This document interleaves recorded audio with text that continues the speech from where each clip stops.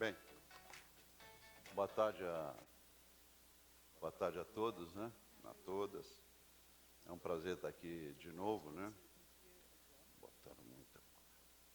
Encheram aqui o. Realmente, né? Hoje o professor já falou aqui e eu vou fazer um breve, né, discurso sobre esse grande desafio que nós temos na siderúrgica brasileira, que nós estamos aqui no Brasil, da América Latina e mundial, né? Realmente nós temos falado muito aqui de ontem e hoje de grande desafio, mas esse realmente é um desafio, diria, importantíssimo, né? Então, eu gostaria de começar da onde tudo começou, né? O compromisso, né, global da emissão de gás de estufa, né, de CO2, e metano, etc. E vocês podem ver, né, na curva vermelha e no Acordo de Paris como é que seguiria isso se não fizesse nada, né? Já na curva amarela, com todas as definições, todos os projetos para onde chegamos, e a verde é realmente o Acordo de Paris, que seria reduzir até 50% em 2030 e chegar a carbono neutro em 2050. A meta, na realidade, é subir a temperatura do mundo, né, em 1,5 graus até 2100. E com isso foi feito vários compromissos no Acordo de Paris, e a cada 5 anos são reformados. E o que está acontecendo é que o mundo não está seguindo, né? Os países desenvolvidos falaram que iam investir 100 bilhões de dólares por ano, né?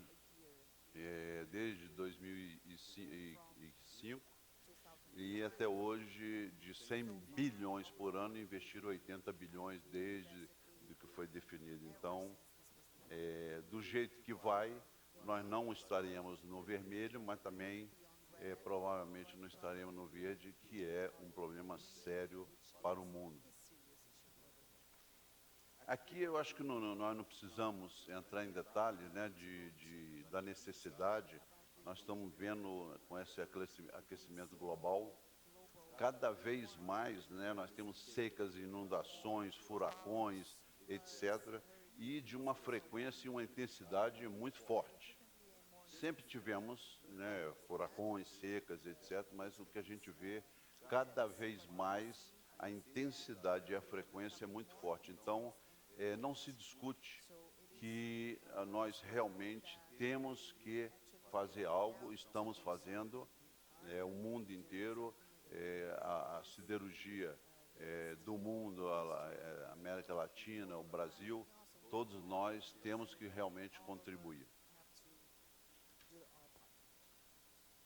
Bem, e aqui eu gostaria de começar eu quis mostrar de onde vem do Acordo de Paris, né, das necessidades realmente que nós, seres humanos, o mundo, né, nós precisamos de realmente reduzir a emissão de gás de estufa, mas eu gostaria de dar um contexto, né, aonde nós estamos. Então, eu peguei aqui as emissões totais, né, de CO2 por região. Para a gente, nós trabalhamos muito em definir onde está o problema, a prioridade, etc, etc. Então, vocês podem ver que esses números são de 2020, são os 8 maiores emissores global, né, do mundo. Aqui está contido 60% de toda a emissão no mundo. A emissão total dá 47,5 gigatons, né, de tonelada de CO2 por ano, né, em 2020. E vocês podem ver que a primeira é a China, 12,3 gigaton, representando 26% da emissão de CO2, gás de estufa do mundo. Então não existe solução no mundo sem que a China realmente se comprometa aí e faça reduções muito fortes. O segundo é os Estados Unidos, 5,3 gigaton, que representa 11% do mundo. Então, vocês podem ver que se soma o primeiro e o segundo, a China mais os Estados Unidos, são 26 mais 11, 37% da emissão de gás de estufa no mundo estão em China e Estados Unidos. Ou seja, sem esses dois países, nós não chegamos na meta, aquela que eu mostrei logo na primeiro slide. Por aí depois vem Índia, União Europeia, Rússia, Indonésia e Brasil. O Brasil é o 7º país que mais emite no mundo, depois Japão, e eu botei por último América Latina, que emite 3,9. Né? E vocês podem ver que 3,9 não é pouco, né? E depois nós vamos ver de onde vem isso. 3,9, se vocês comparam logo à esquerda, a União Europeia, que tem feito muito, né? Eu vejo que é o que está mais avançado, está liderando esse processo no mundo. A União Europeia tem 3% e a América Latina toda 3,9%. Então, não é um problema dos outros, é da América Latina também. E esse 3,9 representa 8,2% globalmente. Bem, então, o que está muito claro, né, que de 3,9 quase a metade da América Latina vem do Brasil, né, o 3,9 está dentro, 1,5 do Brasil está dentro, e o Brasil, eu coloquei aí um gráfico, né, um gráfico de pizza, né, conforme diz na Argentina. Então você pode ver que o Brasil, 60% da emissão no Brasil vem de uso do solo e agricultura.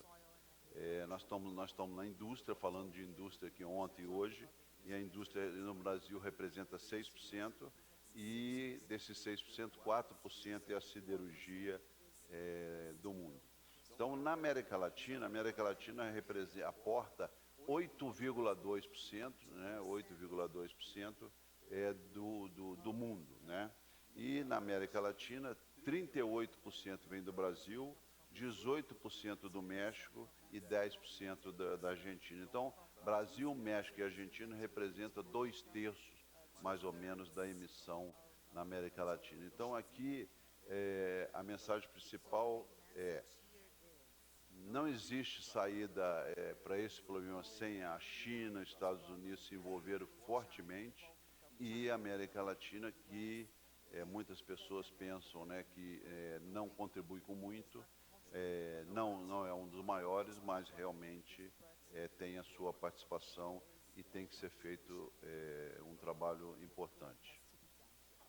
Aqui eu queria mostrar também da América Latina, 2020, né? Então vocês podem ver que aqui muda um pouco em relação ao Brasil.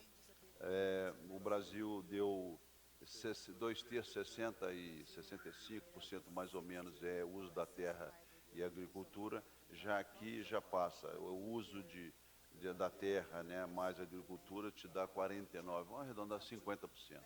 Então o Brasil tem é diferente um pouco da América Latina. A América Latina, 50% é agricultura e uso da terra, contra 66% do Brasil, mas em termos de energia, né, aqui é energia total, né, energia elétrica, representa 41% e no Brasil 29%. O Brasil tem uma malha de geração de energia muito boa, né? Para você ter uma ideia, o Brasil chegou, esse ano está chegando acima de 85% de geração de energia elétrica renovável. Então, aqui fica muito claro que a agricultura e o uso da terra também é muito importante na América Latina. Vocês podem ver que a indústria representa da América Latina a emissão de 4,4%, de toda a América Latina, 4,4% é a indústria, e a indústria siderúrgica, que nós estamos aqui, representa 2,4% de toda a emissão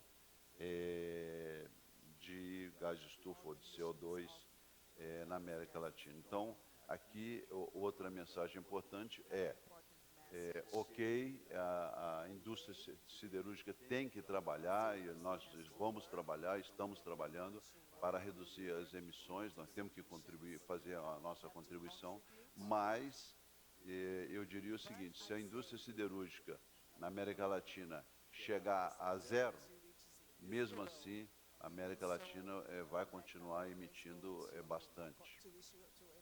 Então, não temos que trabalhar, mas não vai determinar o futuro da emissão na América Latina. Aqui eu gostaria também de continuar mostrando os números, né? Porque eu quis aqui mostrar bastante claro os números, porque senão nós começamos a achar, então é importante ter os números. Aqui eu coloquei 2000, né, o global e da América Latina. A América Latina é o verde, né, o global é o azul. Então, 20, 21 e 22. Quanto tonelada de CO2 por tonelada de aço, né?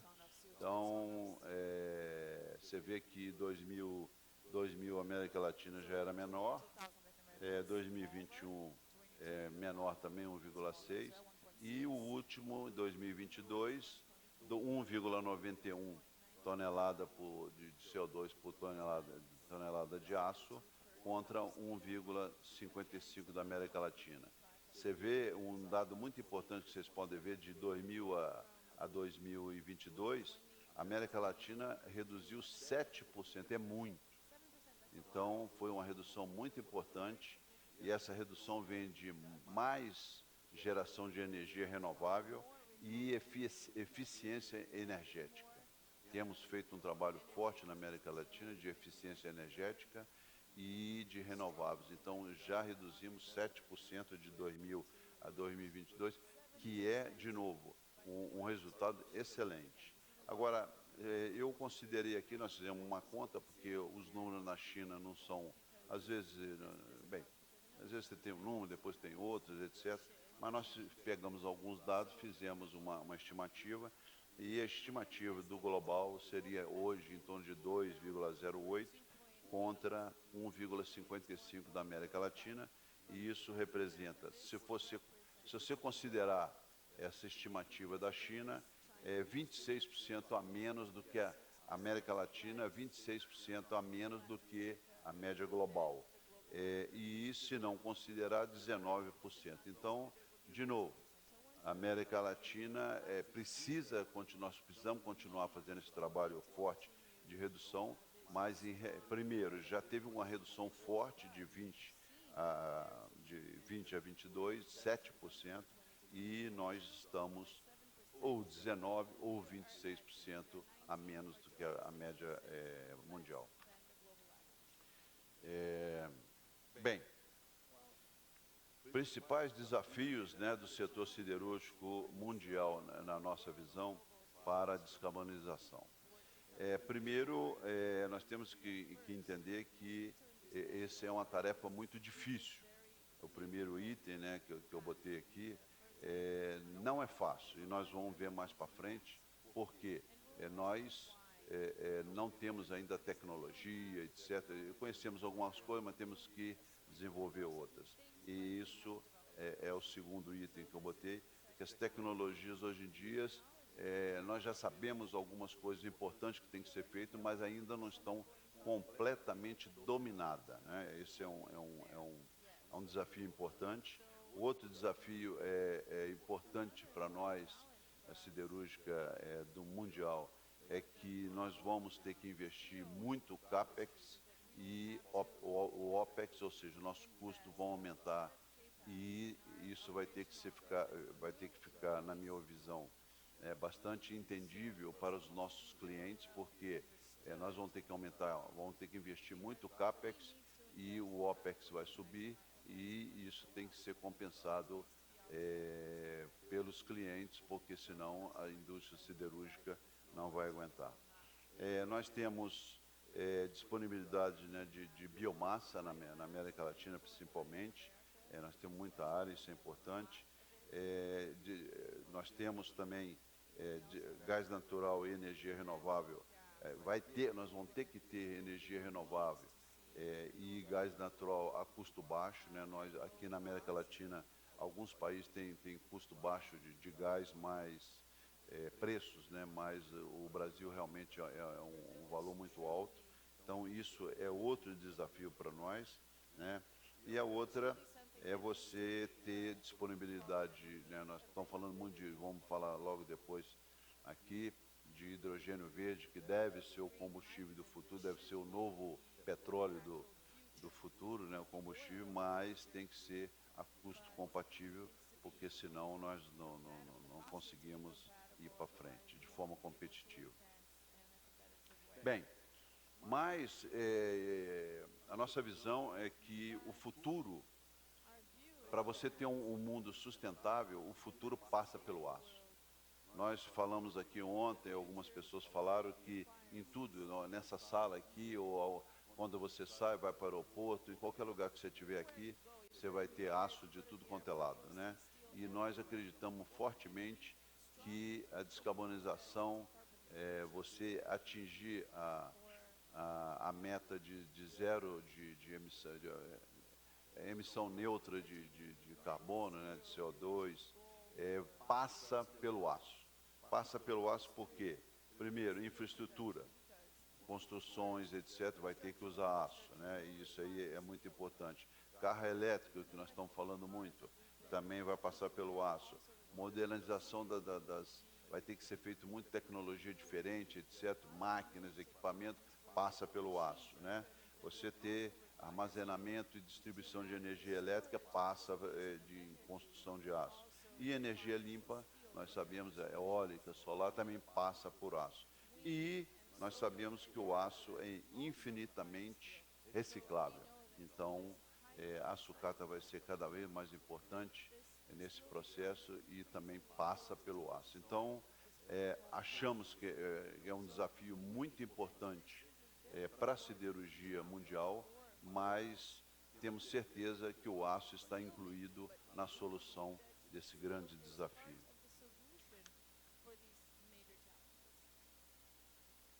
Bem, e aqui a nossa visão de como é que nós vamos trabalhar, né, os desafios que nós temos de chegar a carbono neutro em 2050, quais são as fases que nós vemos. Então, nós estamos falando sempre de escopo 1, 2, 3, né? A nossa visão é que essa tecnologia a médio prazo, né, vamos chamar a médio prazo até 2030, nós vamos ter que realmente utilizar e desenvolver, né, fontes renováveis a matriz nossa energética tem que sair do fóssil para o renovável. O uso de sucata vai ser muito importante. Gás natural a preço competitivo como um produto, né, o gás vai ser o uso vai ser de transição, né, que é por isso que eu estou falando até 2030, não é o definitivo, mas é um material um produto, né, de transição. Outra coisa é biomassa, nós vamos ter que desenvolver muito ainda biomassa e alguns países da América Latina são muito fortes nisso, inclusive o Brasil é muito forte em biomassa. Nós acreditamos que até 2030 o que nós vamos ter que focar para reduzir esses 50% de emissão até 2030 passa por aqui. O outro é usar o DRI e o HBI e o forno elétrico, esse é outro item que nós temos que evoluir até 2030.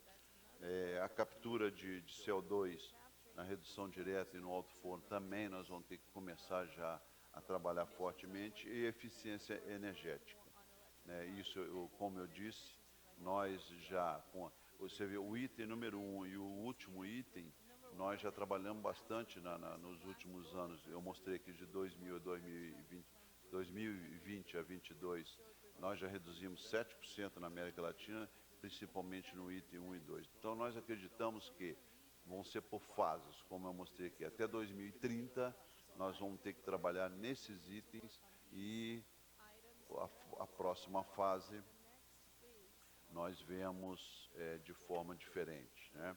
Então, até 2030, 50% de redução e depois, até 2050, chegar ao carbono neutro, né? Aqui eu botei esse gráfico, esse desenho, né? Esse desenho é um desenho da ArcelorMittal.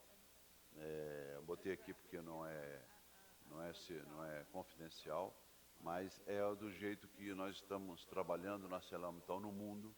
Nós temos o desafio de liderar a descarbonização da siderurgia no mundo. Como nós somos líder da siderurgia no mundo, nós temos essa obrigação de liderar. Esse é um resumo do nosso trabalho. Nós, no grupo, eu não vou explicar detalhes aqui, porque vocês podem pensar, mas que complicado, mas não. Nós temos isso depois de 2030. 2030 até 2000, eu falei aqui que nós vamos fazer até 2030, 2030, 2050, nós acreditamos que vamos ter que fazer outras coisas. Primeiro, aqui está claro para nós não acreditamos na ArcelorMittal que nós vamos ter que acabar com os altos fornos no mundo. Nós sabemos que os altos fornos são os grandes emissores, né, na siderurgia de CO2, mas nós acreditamos, até hoje, nós acreditamos firmemente na ArcelorMittal que os altos fornos não vão terminar. Porque nós podemos falar, não, como eu vou mostrar para frente, não, nós vamos fazer HBI, forno elétrico, isso é uma fase. É um item, mas nós não acreditamos que os altos fornos vão terminar, vamos ter que sucatar tudo. E aqui está mostrando isso. Esse projeto nosso chama Smart Steel, está do lado esquerdo, né? Desculpe, Smart Carbon, e esse é o projeto. Nós acreditamos fortemente que os altos fornos não terminarão, mas vão ser diferentes. E aqui, o que nós mostramos? Nós mostramos que, primeiro, nós vamos injetar hidrogênio verde e gás natural nos fornos, reformado para passar para hidrogênio. Então, nós injetamos com isso, mais é o segundo item, né? O primeiro é CCS, CCU, e o segundo item é você aumentar a eficiência dos altos fornos, com equipamento, novas tecnologias, etc. E com isso, o alto forno que está lá embaixo, né, o carbono, o combustível fóssil, como você vai injetar hidrogênio verde e vai aumentar a eficiência, você vai injetar menos coque, o coque rate vai diminuir, você vai gerar menos CO2. E essa geração de CO2, a nossa visão na ArcelorMittal, e nós estamos trabalhando fortemente para isso, é capturar o CO2 e o CO, né, nós vamos, que chama CCU, né, de reutilizar, de utilizar, nós vamos capturar isso e transformar isso em etanol, em algum produto químico, etc., e não vamos emitir. E o que nós não vamos conseguir reutilizar ou reformar todo esse CO e CO2, e com isso nós vamos fazer o CCS, que é você fazer uma estocagem desse CO2 e CO remanescente. Então, esse basicamente, né, de forma bastante simples, né, uma visão, e é onde a ArcelorMittal no mundo está trabalhando. De novo, nós não acreditamos que os altos fornos vão terminar. Vão ser diferentes, e a nossa visão é que eles vão ser dessa forma. Bem, os altos fornos é isso, e o outro, certamente, que nós vamos ter mais produção de aço através de DRI e de forno elétrico com hidrogênio verde. Esse é outro item que nós acreditamos. Vamos ter altos fornos diferentes e vamos ter outra rota de produção de aço com hidrogênio verde, DRI, né, o ferro esponja, e forno elétrico. Agora, para ter o hidrogênio verde, nós precisamos realmente desenvolver, ainda está começando, porque hoje nós temos de 4 a 5 dólares o quilo, né, a produção, o custo de 4, 6, 5 dólares o quilo do hidrogênio, e para ser viável economicamente na siderurgia tem que chegar a 1,5 dólar o quilo de hidrogênio. Então tem muito ainda a caminhar, mas isso é de 2030, bem, até 2050. Então essa é a outra rota. Uma rota é o alto forno. A nossa visão na ArcelorMittal é uma rota de alto forno diferente, e a outra rota é essa de hidrogênio verde, DRI e forno elétrico.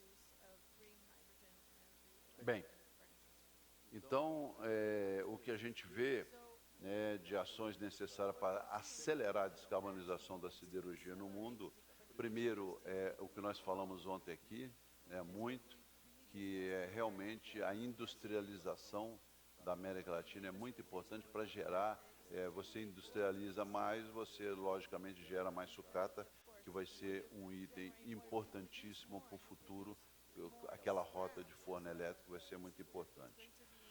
A outra coisa é recurso a fundo perdido. O governo, nós não vemos forma da siderurgia atingir a meta proposta pelo Acordo de Paris, né, de carbono neutro em 2050, sem a participação do governo. Só a siderúrgica nós não vamos conseguir. Não é a siderúrgica, é as indústrias de forma geral. Então, é importante, e eu vou mostrar aqui, que outros países já estão fazendo. O outro é gás natural custo competitivo. Nós sabemos que nós temos muito gás natural na América Latina, e nós temos muito gás natural na Venezuela, na Argentina, na Bolívia, no Brasil também tem, mas em alguns países não tem custo competitivo ou preço, e nós vamos ter que ter. O outro é que criar mecanismos de ajuste de carbono na fronteira. Todos nós sabemos que vai entrar o CBAM, que é esse mecanismo de ajuste de carbono na fronteira. Se isso entra na Europa, que está para entrar, depois entra nos Estados Unidos, a China vai mandar aço para quem? Para onde? E nós mostramos aqui 26% a menos de emissão do que a China.